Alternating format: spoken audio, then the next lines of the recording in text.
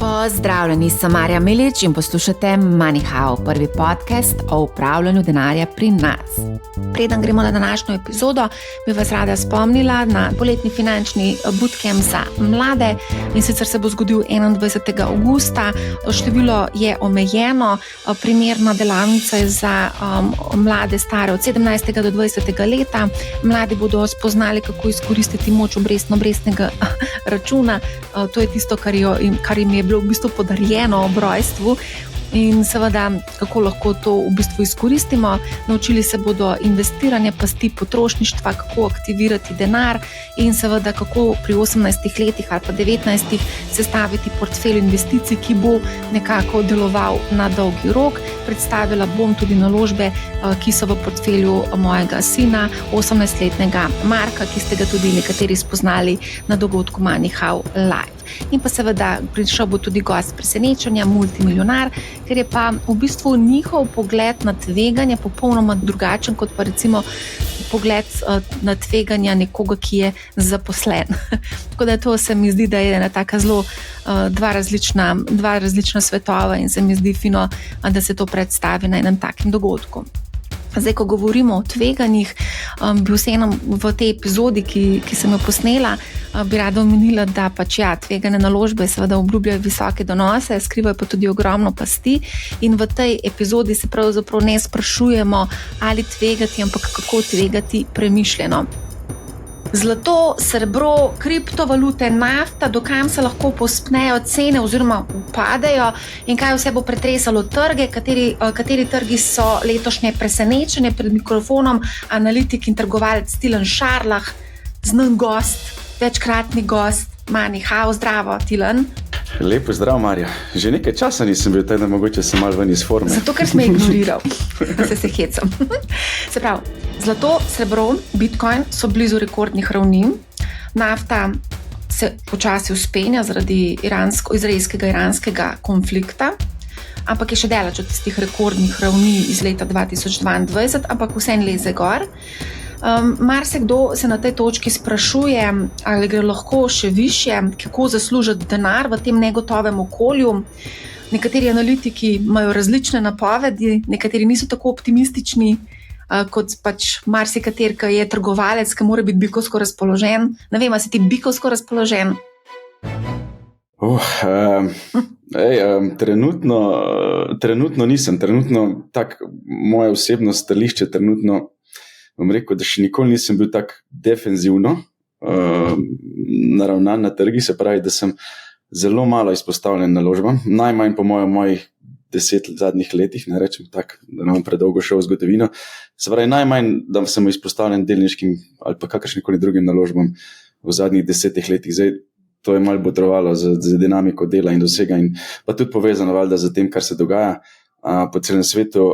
Mal sem dejansko zdaj, ko so začele leteti rakete, malenkost, bom rekel, čisto po polici, mal zgubil ta bias, zato ker je tukaj enega outcoma možnega, ali bo šlo dejansko res prebil, pa šlo navzgor, ali bo šlo to navzdol, ali se bo vse razsul, ali bomo dejansko tlet cepetali na mesto, da v takih časih je mogoče kak teden, 2, 3 mesec počakati, da vidiš, kam se začne premikati dejansko velik denar.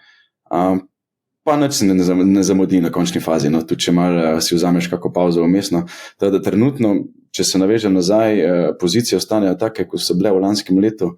Moje 4 glavne bom rekel, sektorje, pa industrije, pa geografija, dejansko tja, ker sem bil usmerjen, nisem kaj dosti spremenil. In tudi zdaj trenutno, ne da bi rekel, da sem spremenil mnenje, to ne, še vedno ostajam pri istih, ampak nisem pa bil aktiven. Tako da zdaj tisti, bom rekel, ko si omenila, da sem trgovec, pa to zadnje mesece, tedne nisem tukaj aktiven. No, se si lahko tudi ti vzameš pauzo. Se statistika pa tudi ni trgovalec, sem prav preveč naklonjen na način. To vemo, ne. Ampak zdaj sem imela zelo dobro debato z Hribarjem Blažem na temo obveznic. Obveznice postajajo kar zanimiv naložben razred. Marsikdo sicer mogoče ne pogleduje po obveznicah, ker jim je ta naložben razred mogoče malce tuj, ampak kratkoročne obveznice pa znajo mogoče biti zdaj zanimive za tiste, za take, kot si ti recimo zdaj mogoče, ki ne želi biti prav preveč izpostavljen delniškemu trgu, ne? Ja, točno to in vse to se pozna v bistvu na cenah, na premikih obvezniških trgov, kam gre denar, ne. Prav zato so v bistvu namenjene za ta negotov čas in tudi defenzivne naložbe na ta način dejansko pridobivajo na vrednosti. In ja, bi jaz rekel, da čisto logičen premik.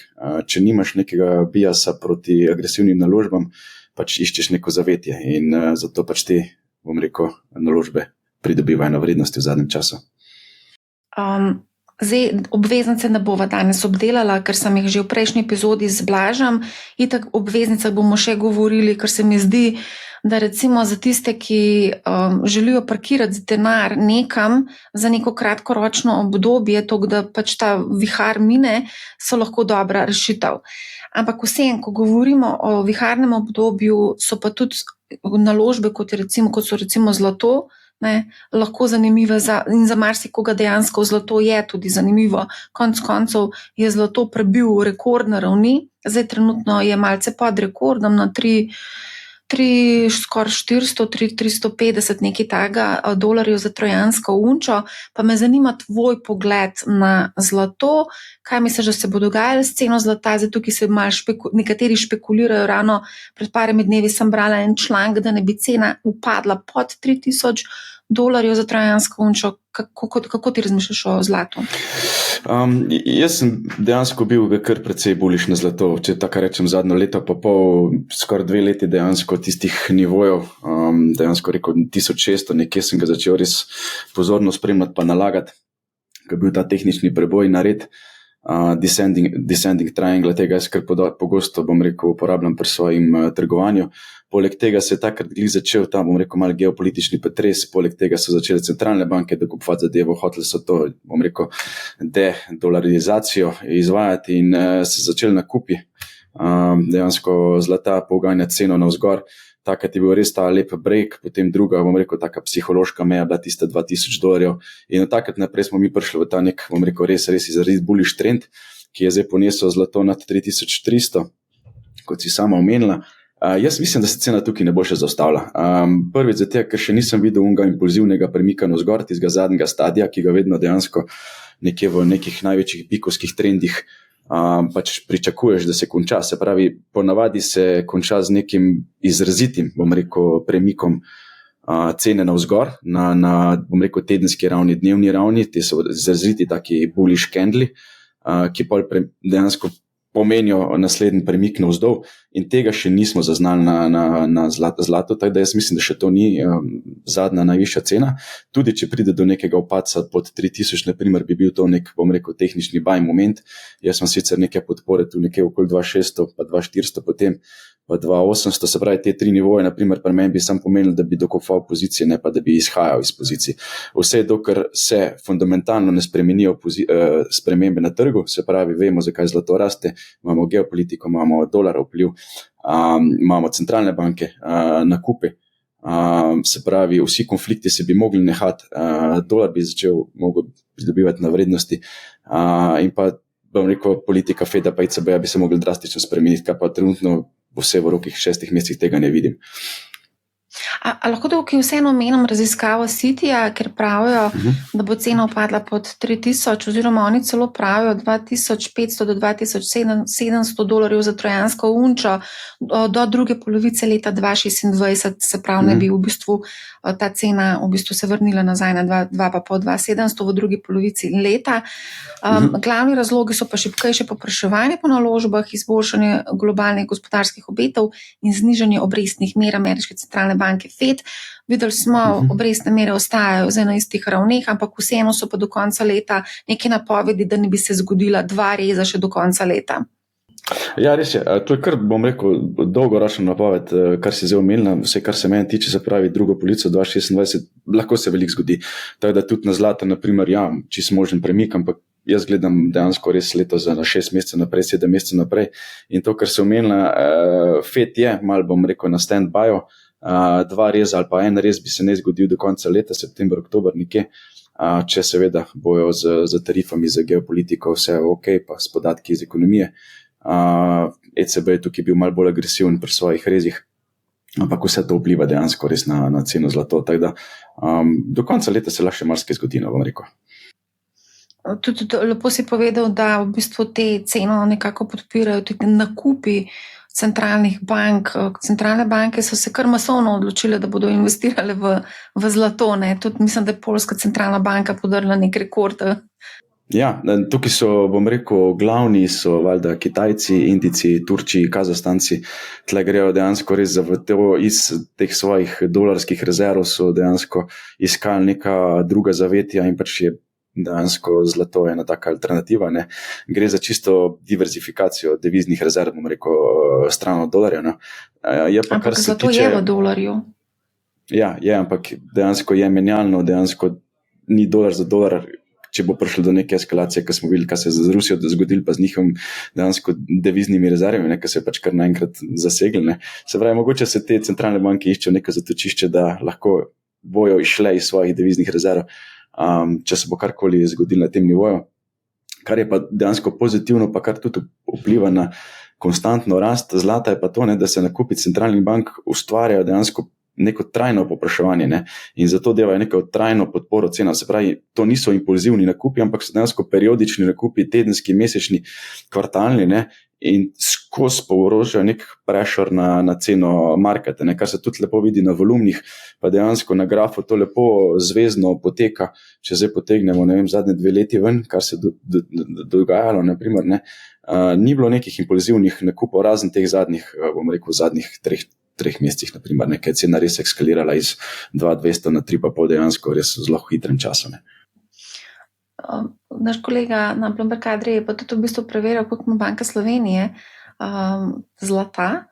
3,2 tone zlata je v začetku leta vrednih 257 milijonov evrov.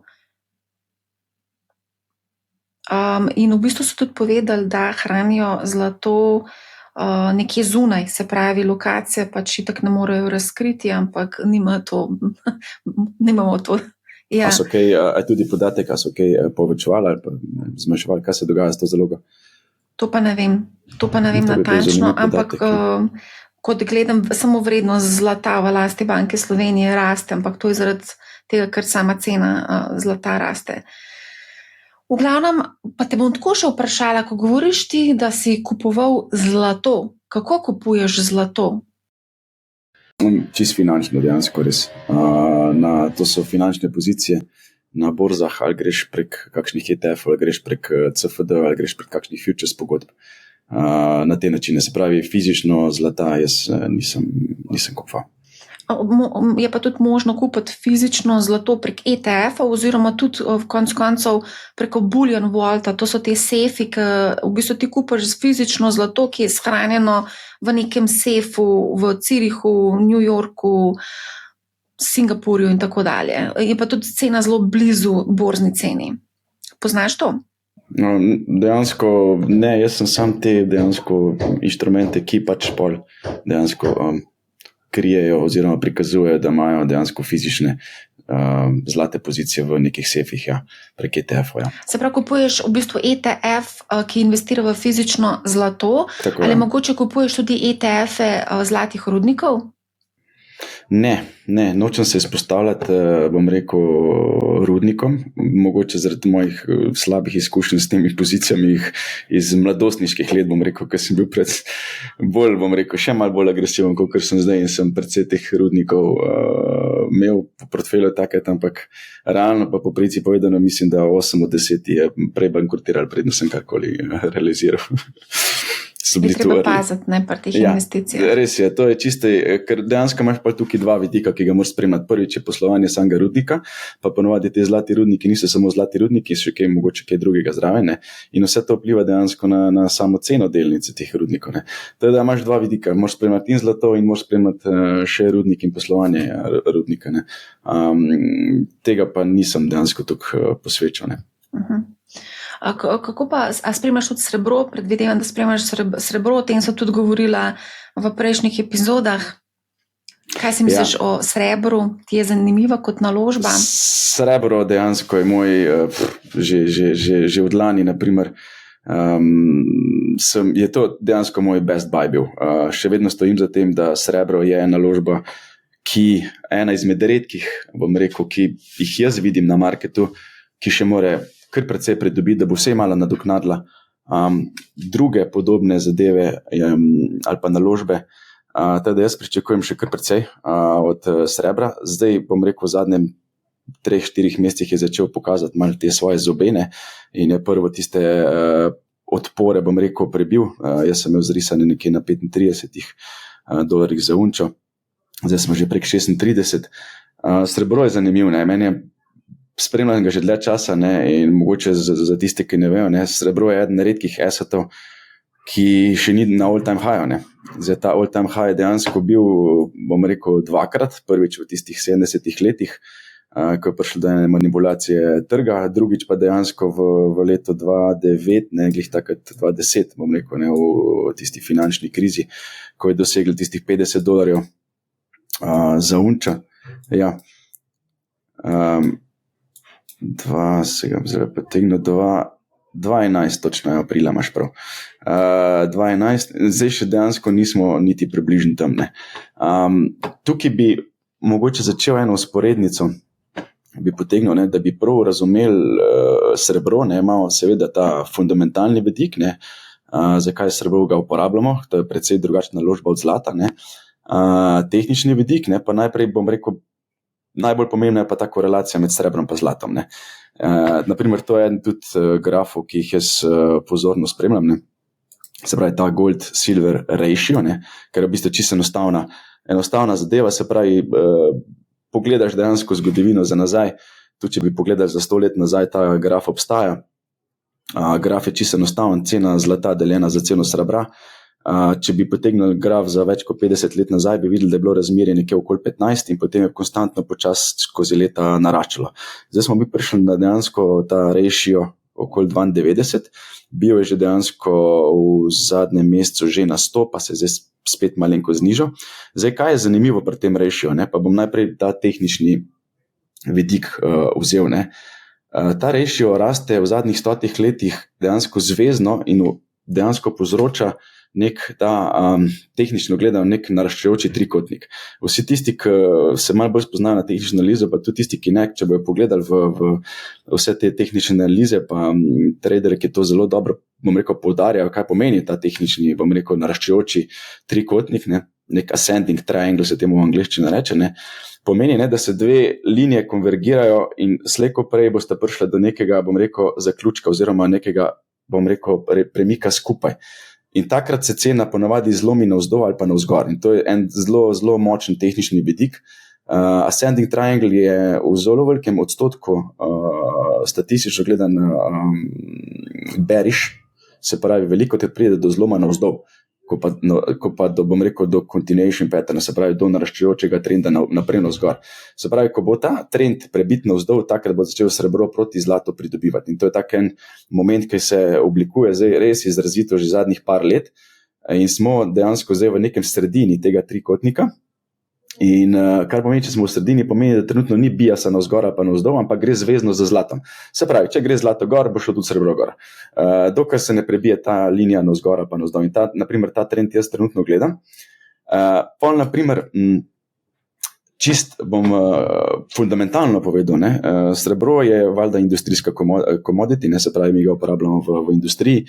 V zadnjih letih precej več zaradi electrical vehicles, zaradi solar panelsov, se pravi v tej industriji, ko so v zadnjih letih precej napredovale, ne? In naprimer industrijsko povpraševanje po srebru, naprimer, ne, se vsako leto povečuje in 4. leto zapored dejansko je povpraševanje večje od ponudbe. Se pravi, mi smo tukaj zdaj dosegli nad marketu, da dejansko ponudba začela že, bom rekel, zaostajati za samim povpraševanjem in to je za 4 leta zapored. Po zadnjih podatkih, ne. In ta primanjkljaj, naprimer, ne, je letno cirka 150 milijonov unč, kar pomeni 10-mesečna globalna proizvodnja. Se pravi, mi smo z nekim 10-mesečnih zaostankov, če bi hoteli dejansko to na hiter, bom rekel, dobaviti na market, kar pomeni, da bomo slej ko prej prišli do nekega shortagea na ponudbeni strani in vsi vemo, kaj se zgodi, ko pride na šoko na ponudbeni strani, dejansko cena začne eskalirati, ne. In to, naprimer, je en tak moment, ki ga jaz spremljam, ne. In drugo, naprimer, kaj sem še dejansko ko sem že neko navezal na začetku, naprimer, ne, je eden redkih assetov, ki zaostaja za rastjo, bom rekel, drugih zadev. Ne. Tudi, če bi samo inflacijo upoštevali, naprimer, ne, moramo vedeti, da je če bi zadnjih 30-40 let upošteval, ne, ko je bil srebro tem okoli $10-20, ne, bi ta cena mogla biti precej višja, naprimer, ne, kolikor sedaj, ne. Ali pa tudi, če bi gledal, naprimer, iz leta 79-80, ko je bila cena $60, takrat, ko je bil tisti prvi all-time high dosežen, ne, če bi to od takrat naprej za inflacijo upošteval, bi mogla biti cena zdaj že več kot 150. Ne. To so samo ene take, bom rekel, momenti, ki jih spremljam, ne, in srebro vršam dejansko visoko v moj portfelj. Ne. Tudi tehnično, naprimer, mi je zelo čudovit in trenutno, se pravi, vidim, da bi cena lahko migrirala nad $50. Teda se mi zdi eden takih, ki ga je vredno imeti na, bom rekel, na uči. No. Naprimer, nekje v 26-27, naprimer, bom rekel, za eno leto naprej, ker vemo, te eksponentni premiki na koncu se lahko zgodijo tudi na tedenskih intervalih. To je bilo res eksponentno, če gledam tistega 2011, naprimer, je bilo v 3 mesecih se dejansko skoraj vrednost podvojila. Ne pričakujem takih izrazitih dvigov, ne. Ampak vseeno pričakujem nekako bolj konstantno rast nad 50, rečemo, da v roku enega leta, leto pa pol. Zdaj, isto vprašanje kot za zlato, kako pa to kupuješ, srebro? Isto, ali prek nekih CFD, ali prek nekih ETF-ov, ki imajo zadnji fizično zlato. Tak, ja. Kolikšno izpostavljenost, recimo, v celotnem portfelju? Jaz mislim, da pri trenutnih situacijah, ko dejansko delniški indeksi so nekje, bom rekel, na takih nivojih, ko so pa niso zanimivi, ne, mi je srebro res zelo zanimiv, pa bi bil tudi 20% delež, ali pa 25% delež, 20% v nekem, bom rekel, deležu agresivnega portfelja. Ne. Zdaj, če gledamo nekih finančnih naložb, ne, bi šel noter za zlatom pa srebrom z lahkoto. Na lastno odgovornost, to ni bil finančni nasvet. Ja. Veliko se je govorilo tudi o platini. Kaj si pa o tem misliš, kaj je tudi v bistvu na rekordnih ravneh? Platino spremljal sem jo, bom rekel, par let nazaj res izrazito, potem sem jo pa začel manj spremljati, ker nekako nisem našel tiste prave korelacije med mojim načinom trgovanja pa med, bom rekel, trgi, ne. Tako da realno res nisem gledal, ne. Vidim, da je zdaj na grafu res lepo, bom rekel, poskočila smo skoraj 30% zadnji, res lep skok, ne. Sicer tak impulziven, ne. Ampak ja, težko bi rekel zdaj v tem trenutku, kaj bo trovalo temu, gre seveda za neko plemenito zadevo, ampak premalo sem spremljal v zadnjem času. No. A greva kar na kripto? Tukaj se zelo veliko dogaja. Pred dnevi je bil sprejet ta zakon o stabilnih kovancih, tudi nekatere kriptodelnice so kar precej poskočile, kot je recimo Coinbase, ki tudi uvaja nek nov način plačevanja s stabilnimi kovanci, potem tudi Circle je tudi IPO se zgodil, ki je tudi cena v bistvu kar dobesedno poletela, tako da vidimo, da se nekaj dogaja tudi na kriptotrgu. Bitcoin vidimo, da je pri rekordni ravni ni še v bistvu prebil tisto rekordno, ki je bila cena, koliko je 111,000, ne? Je bila trenutno pri 106,000. Kako gledaš, recimo, dajva se fokusirati najprej na Bitcoin, pa bova pa pogledala še mogoče malo druge kriptovalute? No, glede na to, da sem res ta tehnični, bom rekel, analist, ne, pa da so mi grafi blizu, ne, bom najprej sam opisal, naprimer, kaj na grafu vidim, ne, pa kaj mi graf prikazuje, ker iz tega lahko potegne pol vzporednice tudi za to, kaj se nam, bom rekel, kot neko temeljno analizo dogaja na kripto. Ne. Ampak rečemo, da je tukaj zdaj smo imeli nek res lep trend. Zdaj smo prišli v neko konsolidacijo med 104 pa rečemo, da $110, ne. Smo, bom rekel, nekje na 50-dnevni drsečem povprečju, smo pa tudi dejansko nad 200-dnevno povprečju EMA, kar je dejansko res en tak močen, še vedno support, ne. To se giblje nekje na $105,000, ne. In, naprimer, nad to ravnjo se drži nek bikovski, bom rekel, trend, ne. Da karkoli je nad tukaj, gre na neko tipično konsolidacijo, daleč od tega, da bi bila neka sprememba trenda, ampak kvečemo nadaljevanju trenda, ki ga gledamo. Ne.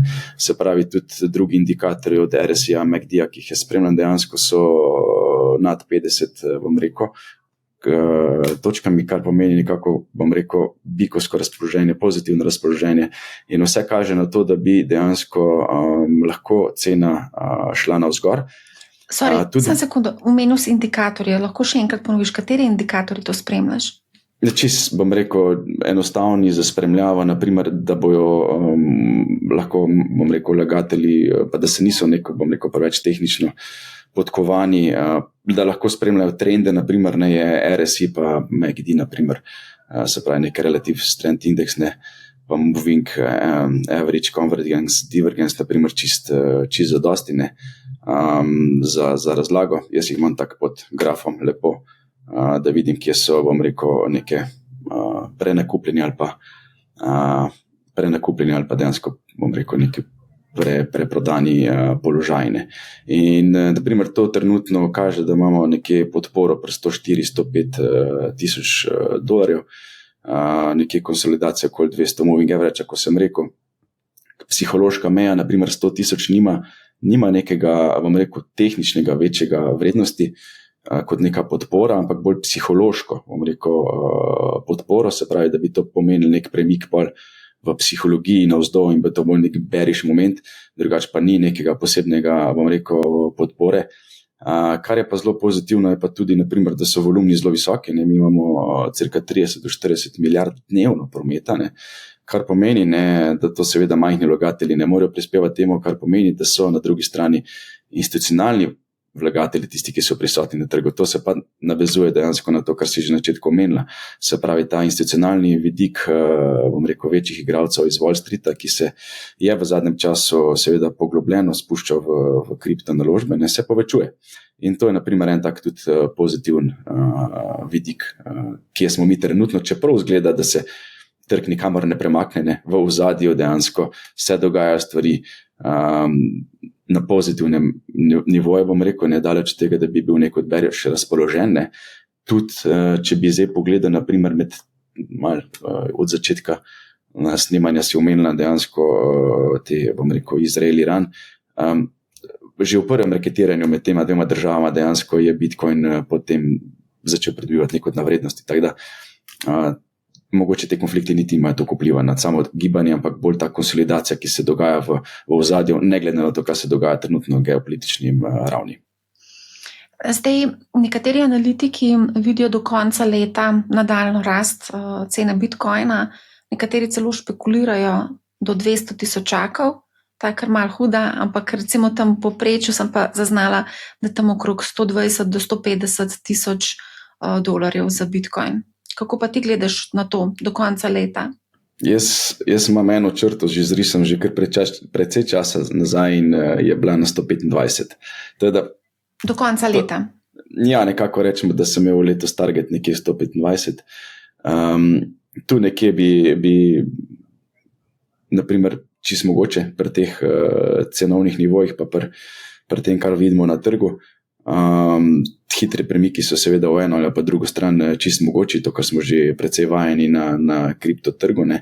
Je pa tudi res, ne, da karkoli mi nadgrajujemo nad prejšnjim vrhom 111-112 tisoč dolarjev, ne, pridemo vi v nek no man's land teritorij, kar pomeni, da navzgor pač nimamo nobene linije ali pa, bom rekel, volumna ali pa kakšnekoli premikov, na katerega bi se lahko osredotočili, kje bi lahko bile neke odpore ali pa podpore ali pa karkoli. Tako da tukaj tehnične analize v neki oscilaciji cen nad najvišjimi vrhovi so ali pa niso točne, no, so bolj predvidevanja za naprej. Tako da, je pa naprimer, tako. Ja. To bi bila naprimer taka, bom rekel, logičen premik še z tega, vse karkoli bi bilo pa več, bi bili pa neki impulzivni premiki, ki bi dejansko lahko pa se tudi obrnili navzdol. Glede na to, da so res negotovi časi, pa nekateri spet analitiki špekulirajo, da v primeru, da bi prišlo do povišanja inflacije, do nekih nadaljnjih geopolitičnih trenj, mogoče še regulacije, kriptoregulacije, da bi lahko pa cena tudi upadla. Nekateri celo vidijo, da pod 93 tisočakov. Bitcoin je že večkrat v zgodovini pokazal, da so premiki 50 ali pa 60 ali pa celo 70% v minusu posebej mogoči, tako da mene ne bi nič več presenetili na kriptotrgu, ker sem že dejansko res tukaj doživel teh padcev, da čist mogoče. Res, celo krepko pot, bom rekel 90 ali pa 80, mene ne bi nič presenetili. Okay, pa te bom še zato vprašala, glede na to, da sem te za zlato pa srebro, kako pa kupuješ Bitcoin? Prek crypto exchange. Se pravi, direktno investiraš v Bitcoin, ne? Ja, direktno. Kaj pa si misliš o napovedani davčni zakonodaji, ki predvideva obdavčitev kriptovalut, vključno z Bitcoinom, za katere nekateri menijo, da je to v bistvu valuta in da ne bi smela biti obdavčena in da to ni špekulativna naložba? Osebno se mi zdi v redu, da se dokončno doreče, kaj je prav, pa kaj ni, pa na kak način se dejansko to obdavčuje. Se pravi, gre za to, da imamo trenutno neko še vedno neurejeno področje. Iz tega vidika se mi zdi v redu, da se to dejansko postavi zdaj v en koš, pa se reče, ok, to je zdaj nek asset in za ta asset dejansko moraš pač plačati nek davek. Se strinjam s tem, ne. Zdaj na kak način bo to obdavčen, to je zdaj že drugo vprašanje, ne. Ampak je treba dejansko poenotiti z drugimi finančnimi naložbami, ki jih imamo, ne, v Sloveniji, ne. Jaz sicer sem mnenja, seveda, ker pač osebno vseeno mislim, da imamo previsoke davke, da bi bili ti odstotki čim nižji, pa dejansko, da bi še zato, da bi spodbudili še večje nakupe, dejansko mogoče delnic, da bi še znižali obdavčitev na delnice in obvezno na finančne derivate, ne, ki so itak unikum na svetu, ne, za 40% obdavčitvijo, mislim, da smo na prvem mestu. Ampak vse to mislim, da je v redu, da se začne pogovarjati o tem, da tudi kripto pride na neko, bom rekel, obdavčljivo raven, ne. Zdaj, kak odstotek pa upam, da čim nižji. Zdaj, omenil si izvedene finančne inštrumente, tudi sam si rekel, da srebro pa zato kupuješ tudi preko CFD-jev. Ja, trenutno obdavčitev je 40%, ampak z novo davčno zakonodajo ne bi se pa znižalo na 25%. Jaz se pa s tabo strinjam. Jaz mislim, da bi mogli znižati vse davke. Ja, pač ni bilo neko logično, zakaj bi plačal več davka, če več tvegaš. Ja, minister za finance je rekel, da izvedeni finančni inštrumenti, da so celo manj tvegani kot pa same kriptovalute in da ne morejo biti v bistvu kriptovalute neobdavčene, izvedeni finančni inštrumenti pa obdavčeni. Skratka, to je debata, ki je never ending in mislim, da tudi marsikateri naš poslušalec itak nismo zadovoljni vsakič znova, ko poslušamo o nekih novih dajatvah in prispevkih, ki jih bomo s 1. julijem tudi plačevali za oskrbo, dolgotrajno oskrbo, tako da še ekstra obremenitve naše plače, pa so pa še naši prihranki oziroma naše investicije toliko obremenjene z davki, absolutno mi je to too much, tudi meni, honestly. Čeprav marsikdo misli, da sem jaz ful za obdavčitev, ampak jaz absolutno nisem za obdavčitev, sam to, ne, da si razčistimo. A greva mogoče vsem pogledati še malo pod Bitcoinom, altcoini, kje smo z altcoini, kaj se dogaja z altcoini. Vidimo, da se je tudi tržna kapitalizacija Ethera kar nekaj znižala, zdaj to razmerje Bitcoin, Ether, ne, tukaj vidimo Bitcoin 64%, medtem ko Ether 10%. Kako gledaš na te altcoine, vidiš kakšno zanimivo priložnost za investicijo? Ja, naprimer, ko si sama omenila, takoj, naprimer, ko omeniš altcoine, grem pogledati, naprimer, Bitcoin dominance chart, ne, se pravi market cap Bitcoina, ne, in ta je dejansko v nekem pozitivnem trendu že od leta 2022. In zdaj, ker pač ta raste, pomeni, da pač likvidnost crka iz altcoin marketa in gre se seli v Bitcoin, kar pomeni, da pač tudi če ne bi nobenega alta pogledal, bi videl, da pač verjetno oni padajo ali pa stagnirajo, ne. In ja, Bitcoin dominance se ne ustavlja, dejansko zdaj smo že na 65%, ne, kar so dejansko nivoji iz leta 2021. In to povzroča, da pač altcoini stagnirajo oziroma celo padajo, ne. Teda osebno, čisto po pravici povem, sem pričakoval naprimer več od altcoinov letos, ampak se mi zdi, da še nič ni zamujenega, ne. Jaz osebno mislim, da še morajo dejansko vse te večji, ki imajo neko fundamentalno vrednost v zadnjem, ne, imajo večje market cape, naprimer, ne, bi mogli nadoknaditi neke te rasti, ki so jo dejansko zamudili, ne. ker če gledamo zadnje 3 leta, je bilo pač dejansko najboljše imeti Bitcoin v lasti ali pa malo, bom rekel, smešno, ampak kak memo coin, ne, ki pač nima nobene, vse jaz ne vidim nobene fundamentalne vrednosti, kot se ne temu izražam, ampak dejansko govori to, ne, ali imaš full smart money na marketu, ne, ki pač vlaga v Bitcoin, pač tu grejo notri institucije, ne, ali pa imaš na drugi strani vse tiste, ki so res iger, željni, hitrih zaslužkov, so iskali te ultra small cap, memo coine, novo nastale kovance na chainih, Solane in podobnih, ki so eskalirale par 1000%, ne. Vse, kar je bilo vmes, ne, pa dejansko ni bilo v fokusu, ne. In pač to se pozna na cenah vseh večjih altcoinov, ki dejansko niso nič naredile. A pa kakšen special altcoin gledaš mogoče, spremljaš, si investiran mogoče v kakšen altcoin?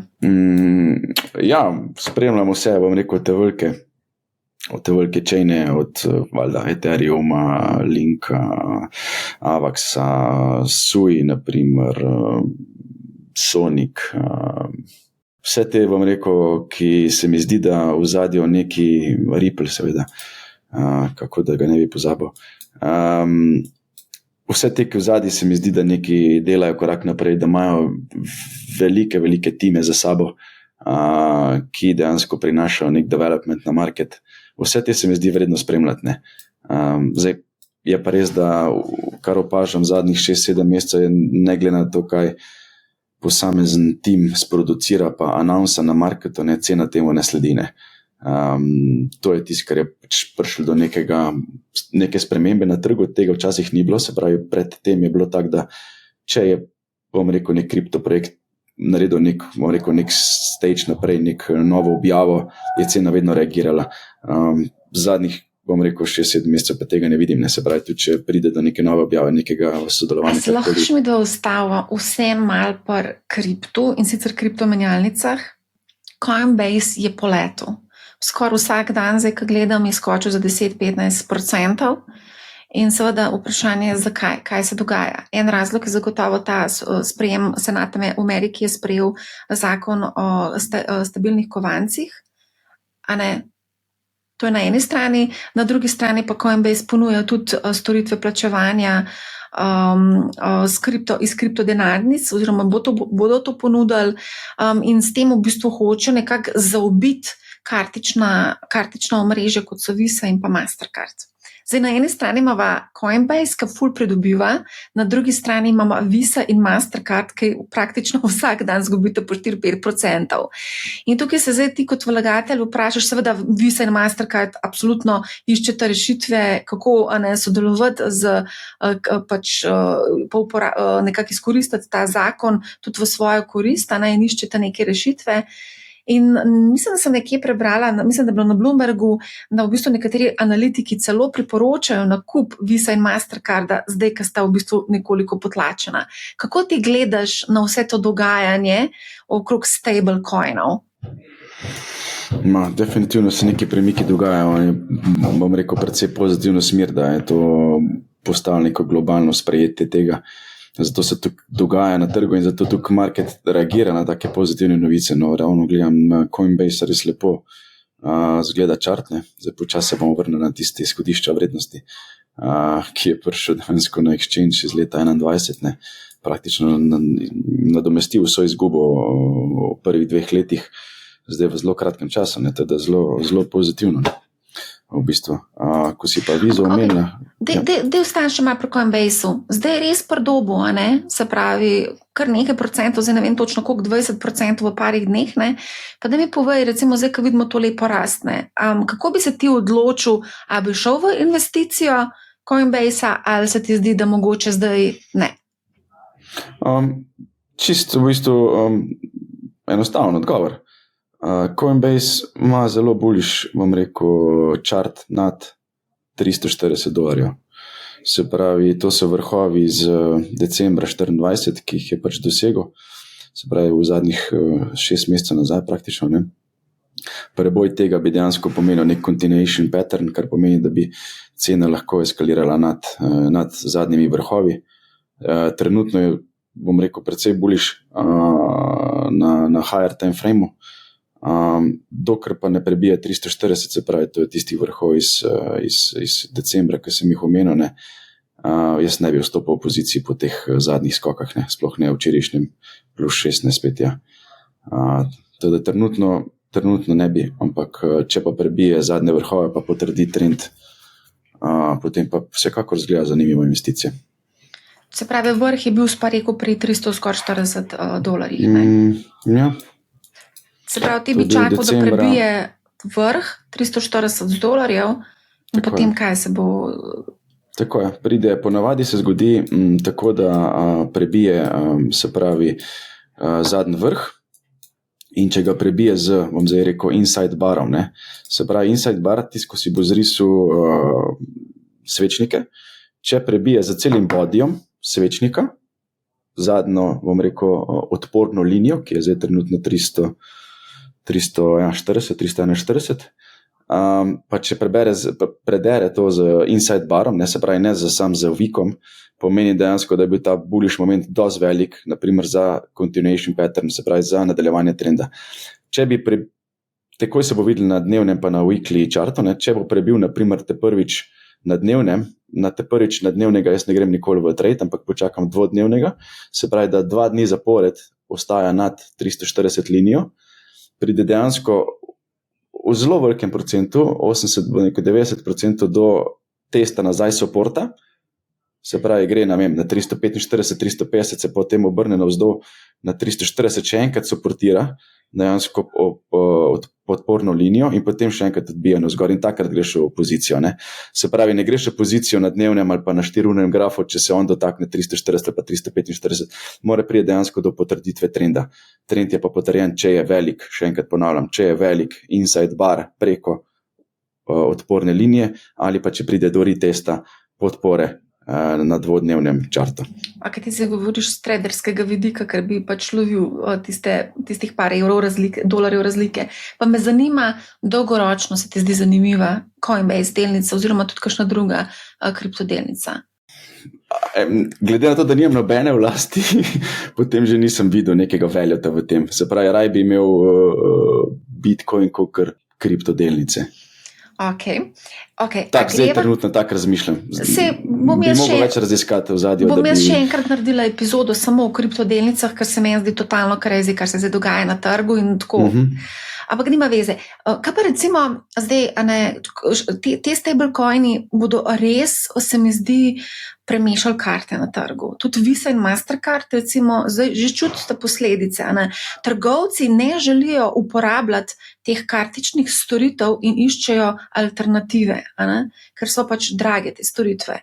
Kako pa gledaš recimo na Viso pa na Mastercard? Vem, da so nekateri investitorji pač investirali veliko denarja v Viso in Mastercard, ampak zdaj pa vidimo, da pač ne, delnica upada, na drugi strani imamo analitiki, ki svetujejo nakupe, ravno zaradi tega, ker so se zgodile take pocenitve. A ti si mogoče kaj študiral Visa, Mastercard in druge te storitve plačne? Jaz imam Viso na watchlisti in dejansko je ena izmed delnic, ki bi posvečal pozornost v svojem portfelju, naprimer nimam ene, ampak imam na watchlisti, kar pomeni, da jo spremljam in da dejansko je nek indikator, ki mi da neko širšo sliko trga. Vseeno sem mnenja, da če bi kakršnekoli spremembe ali pa revolucije plačilnih sistemov prišle na market, ne bi lahko prva odreagirala Visa pa Mastercard, ker sta, bom rekel, toliko velika, da pa s tako kapitalizacijo, da bi slejko prej lahko integrirali kakršnekoli novo plačilno sredstvo precej hitreje, kot pa kak newcomer.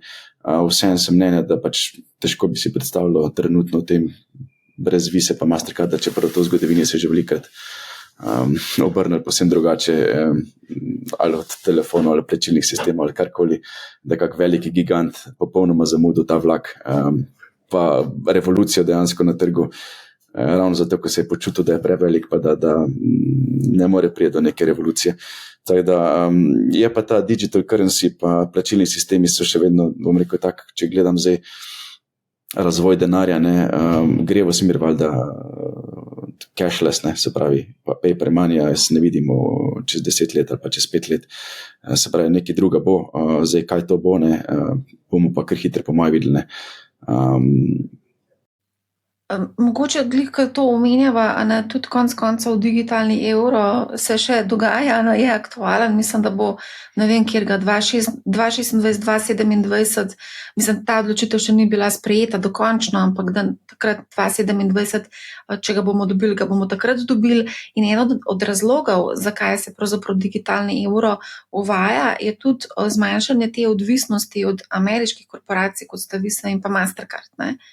Zdaj Evropa pač ne gradi svoj obrambni sistem, investira ogromno v obrambo, tudi z razlogom, da pač se nekako osvobodi ali pa nekako umakne stran od te odvisnosti od ameriškega trga, ne. Enako je tudi verjetno na plačnem sistemu oziroma plačilnih sistemih, ne. Ja, se strinjam, ta dva ameriška giganta dejansko obvladujeta cel zahodni svet, ne. Mogoče prav zaradi tega bo prišlo nekje do sprememb. Ampak ja, ta revolucija denarja plačilnih sistemov, jaz mislim, da bo to nekaj, kar nas bo spremljalo naslednja leta, no, in bo poseben poudarek potrebno, bom rekel, dati temu, s čem bomo dejansko plačevali jutri. Ja, to je zelo dober. Tudi ta Visa pa Mastercard se mi tudi zdi, da je zanimivo spremljati, ker pač zagotovo ne bodo sedeli pa čakali, da bojo propadali, ne. Ok, kaj sem še hotela? Kje smo zdaj pri nafti? Nafto bi tudi mogoče fino obdelati, glede na pač ta izraelsko-iranski konflikt. Tudi Amerika ne bi se zdaj vključila v ta konflikt. Mislim, da Trump je napovedal najprej, da bo čez vikend razmislil, ali bo napadel Iran. Danes zjutraj smo brali, da se bi vzel 14 dni časa, ali bo napadel Iran ali ne bo napadel Iran. Skratka, vse to se tudi potem odraža na ceni nafte. Ta je poskočila posledično. Kako ti gledaš na nafto? Trenutno, po teh znanih podatkih, ki jih imam, ne, pa kar se dejansko dogaja, jaz spremljamo, ne, dejansko zadnje tedne, ne, se mi zdi vse pod nadzorom še, no. Zdi se mi, da je pač bolj psihološki vidik trenutno še prisoten, se pravi, ja, rakete so letele, dogaja se veliko, geopolitika res je na enem takem milimetru do katastrofe, ampak surovine so cenovno gledano še dokaj pod nadzorom, se pravi, če bi bilo kaj resnega, bi ta nafta že zdaj bila na 100, ne, pa dejansko poskočila res tistih 20 procentov, ne, ampak dejansko to še niti ni najvišji letošnji nivo, ne, se pravi, januarja bila višja, ne. Dokler ne pride do večjih eskalacij v smislu uničenja infrastrukture ali pa predvsem, bom rekel, glavnih transportnih poti, ne, mislim, da cena ne bo preveč eskalirala. Zakaj ne? Vojne pa spopadi so imeli vedno kratkoročne učinke. Se pravi, tako deluje makroekonomija. Ko se zgodi šok, pretrese traderje reagirajo. Ko se začne gledati prave fundamente, cena dejansko se spusti nazaj na nivoje, ne. In to smo videli v preteklosti že vrstokrat. Teda tudi trenutno, naprimer, ne, na fundamentalnem, bom rekel, področju, če pogledamo, ne, je trg nafte zelo dobro preskrbljen. Dejansko mi imamo svetovne zaloge več kot 1,2 milijarde, kar pomeni za 15-20 dni svetovne porabe, kar je zelo visoka številka. Naprimer, ne, rezervne zmogljivosti OPEC so še vedno nad 3 milijone, kar lahko pomeni celoten izvoz Irana, naprimer, tudi če bi padel na nič, se nadomesti v zelo kratkem času. Dobava izven OPEC-a dejansko, kar se tiče Brazilije, ZDA, naprimer, so lahko hitreje zrastejo od samega povpraševanja. Pa kar je ključno, naprimer, ne, povpraševanje v zadnjem času se dviguje počasneje od dejansko pričakovanj, kar pomeni, ne, da mi tukaj iz industrijskega pa transportnega vidika nimamo nekih šokov na ponudbeni strani. Zato tudi cena ni reagirala temu, ne. Se pravi, šoki, ki so se trenutno zgodili, pa cene, ki so se trenutno poskočile, ne, so povezani zgolj in samo z sentimentom, s spremembe sentimentom zaenkrat. Kar pomeni, ne, če bi slučajno karkoli se zgodilo za uničenjem infrastruktur, dobavnih poti, hormuške ožine, to bi naprimer lahko spremenilo potek, ne, in tukaj naprimer se strinjam, ko berem te ocene analitikov, da lahko cena gre tudi proti 100, naprimer, ne, me ne bi presenetile, ne.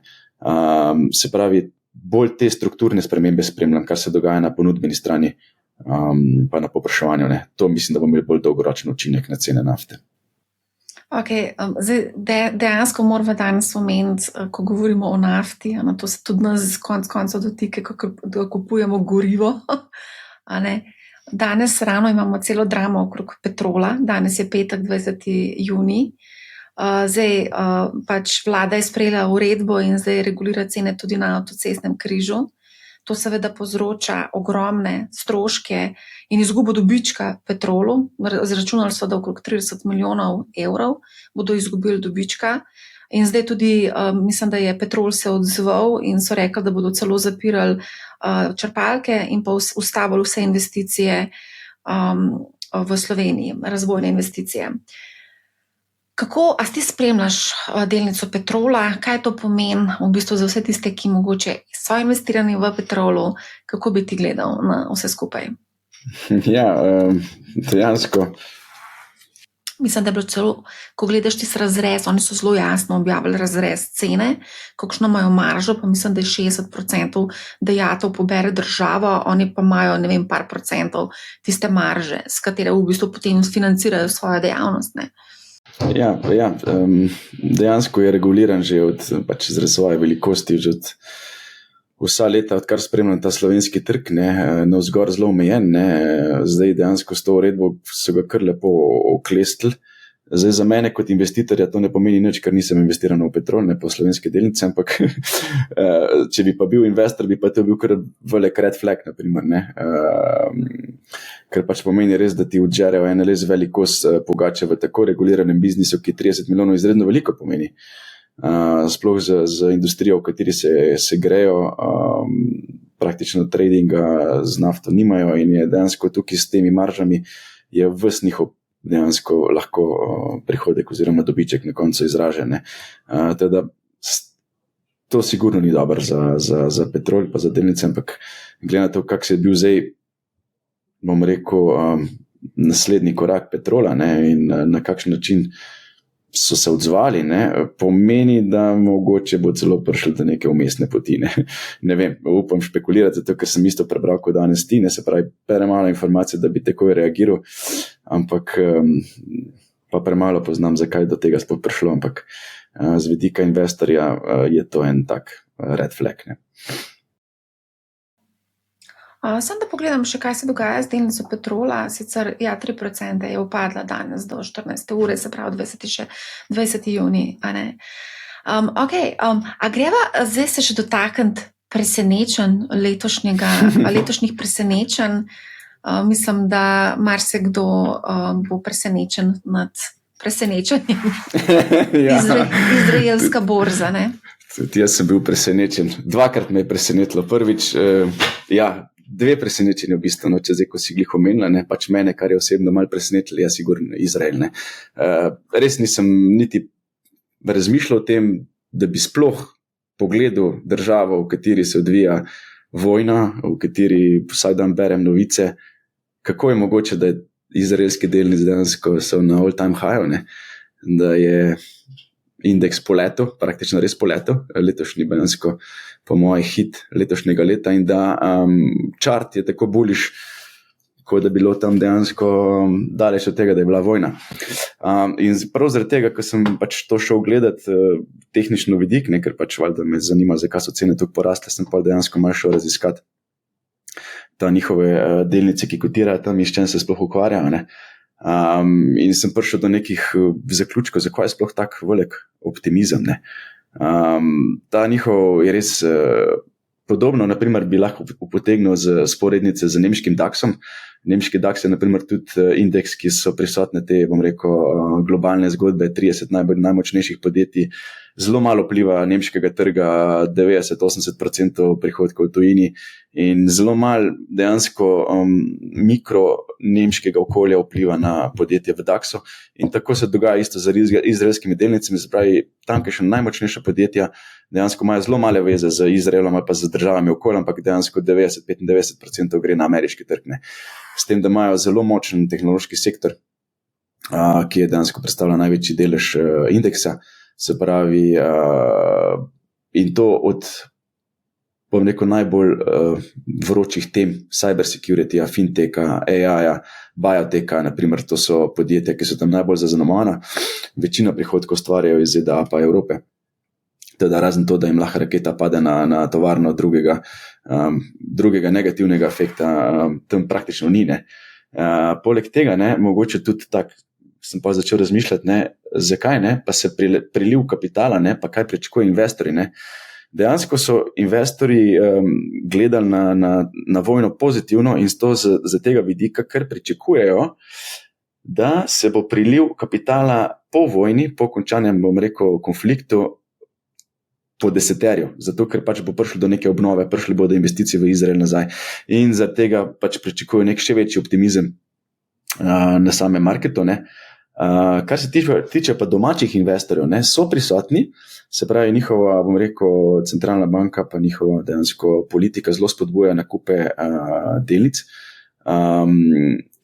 Vlagatelji tudi tam so zelo dejansko nageni k investiranju v delnice, ne. Kar pa je dejansko pri njih prišlo že v navado, ne, je pa to, da so zelo navajeni konfliktov. Se pravi, oni, če pogledamo zadnja leta, naprimer 2006, mislim, da pa 2014, 2021, pa pol 2024, ko je skozi prišlo do nekih teh lokalnih, bom rekel, vojnih tveganj, ne, zelo majhno težen delajo temu, da se karkoli okoli njih dogaja, ne. In pač gledajo na svojo ekonomijo kot eno zelo donosno in zato investirajo ta denar. Zato njihove reakcije niso panične, ampak gledajo dejansko kot nek, bom rekel, perspektivno ekonomijo. In tudi tako se oni sami odražajo, se pravi, niso panični vlagatelji in zato tudi ne zmanjšujejo naložb. In iz teh, bom rekel, nekih usporednic bi jaz potegnil, da je letos Izrael bil hit, ne. Pa še temu dodamo centralno njihovo banko, ki je uspela stabilizirati valuto, pa dejansko, da niso imeli neke, bom rekel, inflacije, je to bil dejansko res hit, ne. Me je pa presenetilo, absolutno me je presenetilo, nisem temu posvečal pozornosti in še do prekratkim nisem niti pogledal indeksa, ampak se mi je pa zdaj presenetilo, da je to na all-time high, ne. Teda to je bil eno tako, bom rekel, prvo presenečenje. No, pa ti bom jaz zdaj povedala še eno zadevo, ki bo potem tudi veliko presenečenje. Zdaj ravno gledam letošnje donosnosti indeksov globalnih, ranking, se pravi lestvico, je vse preračunano v evre in je na 3. mestu slovenski Blue Chip za 33% donosnostjo, medtem ko Tel Aviv 35 indeks, TA35 indeks z 11% donosnostjo, šele na 26. mestu. No.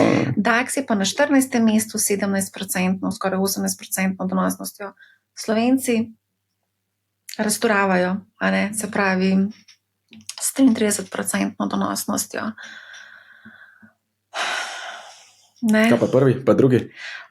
Lusaka Stock Exchange, to je neka zambijska zgodba, če se je prav Zambija, meni se zdi, pa prvi je, just a second, GSE, Composite Index, to je pa Ghana. Ghana na prvem mestu z 62% donosnostjo in Lusaka Stock Exchange s 40% donosnostjo, vse je preračunano v evre. Zdaj, če seveda pustimo v lokalni valuti, se potem ta razmerja malo podrejo oziroma je malo drugače, ampak še zmeraj Slovenija je na drugem mestu, ne, po donosnosti, medtem ko DAX 17 ostaja, ta izraelski indeks, ne, je pa, ne vem, kje ne najdem ga.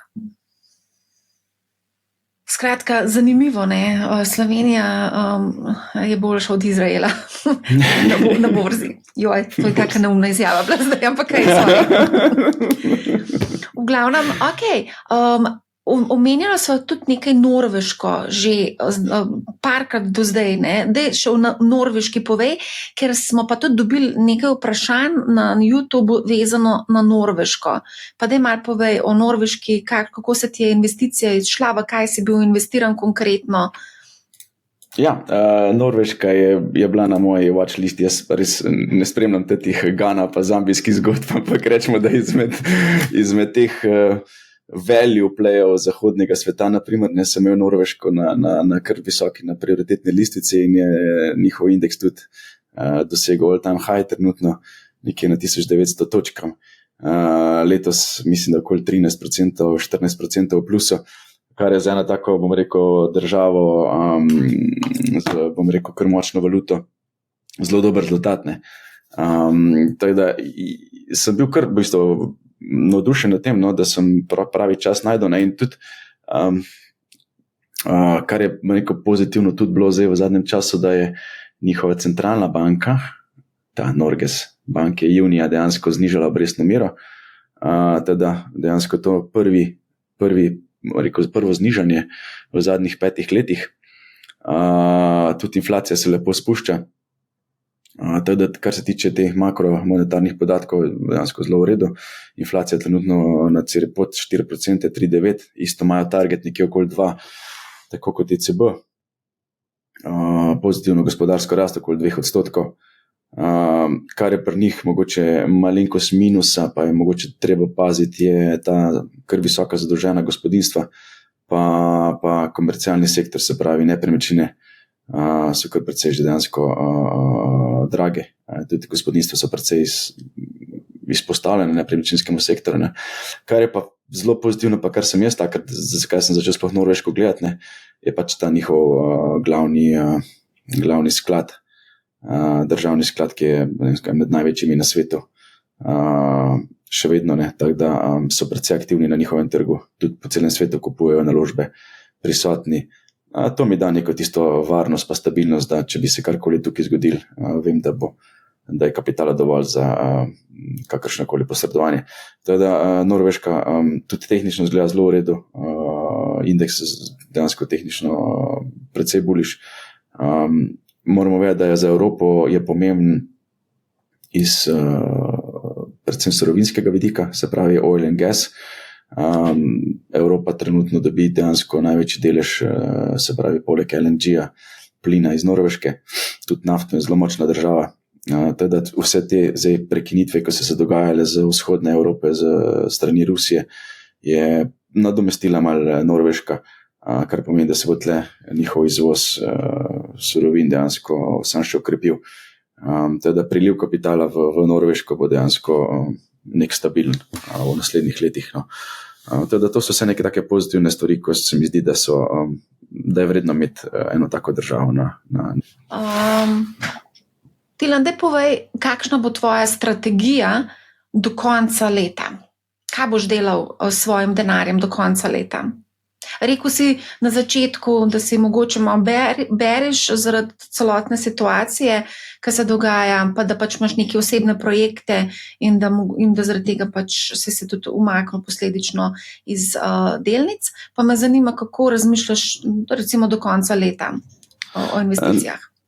Naprimer, se bom navezal na tisto, kar sem na začetku povedal, ne da sem bearish, ampak da pač nimam biasa, ne. Se pravi, nisem nagnjen k temu, da sem dejansko nagnjen k temu, da bo trg ful pozitiven, pa da bi za to investiral, pa tudi nisem nagnjen k temu, da bi dejansko bil zdaj ful bearish, glede na to, kaj se vse dogaja, ne. Se strinjam seveda, da globalna slika ni rožnata, pa da geopolitika igra res veliko vlogo in da lahko to vse pretrese, in ravno zato se mi zdi ta moment boljše ne narediti nič, počakati na pravi trenutek. Trgi vedno dajo priložnost.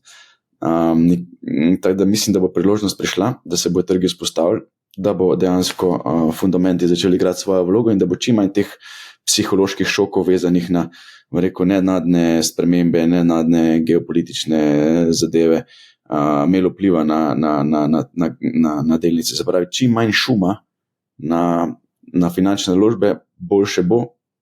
Zato pa rabimo dejansko nek čas, da se grafi dejansko postavijo na svoje mesto in potem bo, mislim, da prišel čas za naložbe. Tako da, kar se mene tiče, ostajam pri tistih, ki sem jih imel na začetku. Se pravi, sem še vedno, bom rekel, pozitiven za kripto, sem še vedno pozitiven za surovine, sem še vedno pozitiven na svetovne, bom rekel, finančne naložbe, Ameriko, manj na Evropo. To še vedno ostajam pri tem. Seveda pa ne grem z novimi nakupi, zato ker bi pač rad počakal, da vidim, kako se bo ta situacija okoli Middle Easta išla. In mislim, da bo kar hitro jasno, glede na zadnje besede Trumpa, da dolg ne bo potrpežljiv, kar pomeni, da ali se že dogovarjajo, ali pa dejansko bo prišlo do nekega trenutka, ki pač bo dal jasno vedeti, kam bo šla svetovna ekonomija. Danes sem še prebrala, pozabila sem povedati pri nafti, da se nekateri investitorji premikajo zdaj v te delnice energetskih družb, energetske delnice. Kako pa, a si ti tudi kaj gledal mogoče te delnice? To bo vsekakor, če bo prišlo do širšega konflikta, seveda bojo cene eskalirale in pol pomeni, da če bo cene eskalirale, bojo profitirale energetske podjetja.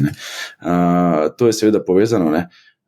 Zato je lahko to že en indikator, če smart money dejansko hodi v surovinske delnice. Ne?